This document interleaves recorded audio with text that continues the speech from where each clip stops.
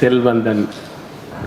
உண்மையாகவே அவர் பிறக்கும் போதுலேருந்தே செல்வந்தன் தான் அவர். எனக்கு இந்த ஏஜில் வந்து தெரியும். அப்போது காலேஜ் முடித்த உடனே எக்ஸ்போர்ட் கம்பெனி ஒன்று ஆரம்பித்தேன், நாயர் ஃபிலிம்ஸ் அப்படின்னு. அவருக்கு ஞாபகம் இருக்கா இல்லையான்னு தெரியல, எங்களுக்கு நல்லா ஞாபகம் இருக்குது. சிவாஜி சார் வீட்டுக்கு எதிர் road, Neelakanta Mehta street number 3, Relangi sir வீட்டில் நாங்கள் அந்த ஆஃபீஸ் வச்சுருக்கோம். ஜஸ்ட் ஆப்போசிட் வீடு தான் கிருஷ்ணா சார் வீடு. இப்போ இவர் வருவார். நாங்கள் வந்து ஈவினிங்கில் அந்த 4 to 6 வந்து ஷட்டில் ஆடுவோம். ஃப்ரண்ட்டில் கொஞ்சம் இடம் இருக்கும்.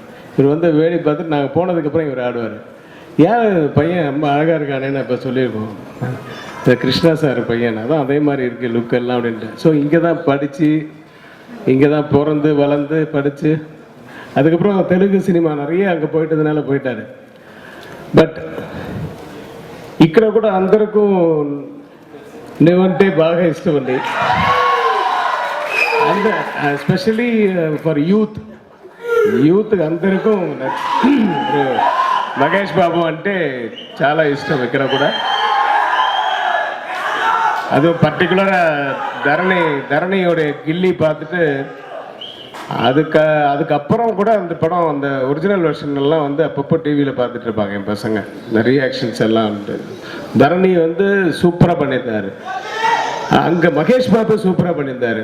ஏன்னா மற்றவங்கெல்லாம் வந்து அவர்கிட்ட என்ன ஒரு ஸ்பெஷாலிட்டின்னா, மற்றவங்களாம் ஒரு எமோஷனலான சீனில் ஊன்னு கத்தணும். ஆனால் மகேஷ் பாபு ஒரு லுக்கு போதும். அது அந்த மாதிரி அவரை வந்து அது அவருக்குள்ளேருந்து வந்ததா இல்லை அந்த டைரக்டர்ஸினுடைய பிகினிங் டேஸ் டைரக்டர்ஸினுடைய இன்ஃப்ளூயன்ஸில் அது அவர் வாங்கிட்டாரான்னு தெரியல. பட் அது கரெக்டு, ஒரு ரத்தத்தில் வேறு இருக்க. அதனால் ஸோ இந்த படத்தை மிகப்பெரிய வெற்றி அடையணும். இது வரைக்கும் மகேஷ் பாபு படங்கள், சில படங்கள் டப்பிங் படம் வந்தாலும் இந்த மாதிரி சைமில்டேனியஸாக தே ஹவ் நாட் ரிலீஸ்ட்.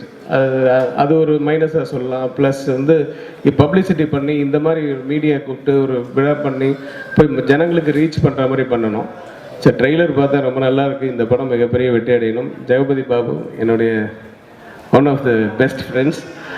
அது வந்து அவர் லோக்கல் தமிழ் பாஷை பேசினா ஐயோ காதில் கேட்கவே முடியாது. அவர் ராயப்பேட்டை நியூ காலேஜ் வேறையா, ரொம்ப கிழின்னு கிழிப்பார். நம்ம ஷூட்டிங்லலாம் பார்த்துருக்கேன். ஸோ தேவிசி பிரசாத் டெஃபினட்டாக அவருடைய பாடல் ரொம்ப நல்லா வரும். ப்ரொடியூசர் பிரசாத் கார் முதற்கொண்டு இந்த யூனிட்டுக்கே, அந்த ஸ்ரீமந்தர் அந்த டைரக்டர் எனக்கு நான் தெரியாது. அதனுடைய முன்னாடி படம் என்னன்னு கேட்டேன். மிர்ச்சி நான் பார்த்தேன். ரொம்ப நல்லா பண்ணியிருந்தார் அது.